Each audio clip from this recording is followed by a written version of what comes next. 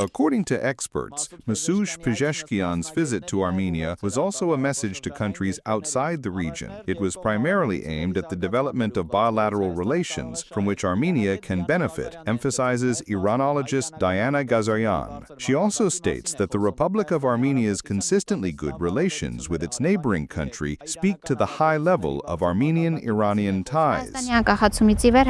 Since Armenia's independence, relations between Armenia and Iran have recorded a number of successes, and during these 30 years of relations, no misunderstandings or similar incidents have been recorded in Armenia-Iran bilateral ties. And recently, we can note that official visits, bilateral visits, and reciprocal visits have intensified, which testifies to the development of these diplomatic relations. The so-called Zangezur corridor, which has caused heated discussions in Iran, as well as the Armenian-Azerbaijani meeting in Washington that resulted in the announcement of the Trump Highway, were on Pezeshkian's agenda for the visit, according to analysts. His goal was to ascertain the seriousness of potential threats. First, I want to note that this is President Masoud Pezeshkian's first official visit to Armenia since taking office. And although the Iranian press is circulating two main goals related to this visit, I want to highlight as the primary key objective the creation of a platform to discuss the agreement signed between Yerevan and Baku at the White House, as Iran has serious concerns about this agreement. This is due to concerns that an American presence in the Sihanouk province is a serious threat to Iran, which implies an active military as well as intelligence presence in our region. According to the Iranologist, one of the goals of Pezeshkian's visit is to demonstrate that Iran has strong positions in the region that it wants to strengthen, which is shown through new opportunities for cooperation in the economic, diplomatic, cultural, and scientific spheres. At the same time, experts see a need for vigilance and a thorough calculation of the benefits and risks. There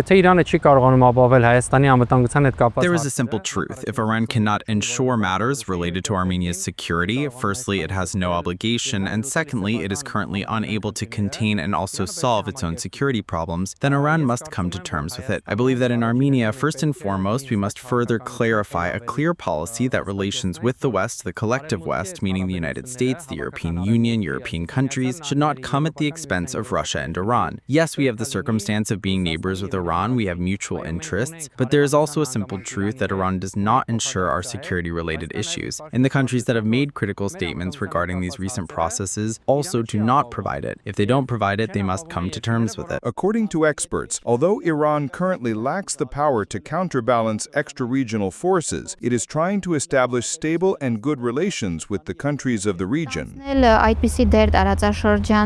Iran would naturally want to assume such a role in the region, but that requires more time and more resources to be invested in the region. But overall, we can say that Iran is making efforts to strengthen its position and have a stable footing in the region. And this is evident specifically in Armenia through the signing of a number of agreements, economic cooperation contracts, and the aspiration to secure its stable place in the region. Against the backdrop of recent events, where Iran is not seen as a security guarantor for Armenia, Tehran is trying to strengthen its influence in the region through other economic and diplomatic levers. Discussions around increasing trade turnover and implementing energy and transport projects between the two countries aim to show that Tehran's presence is based on a mutually beneficial partnership.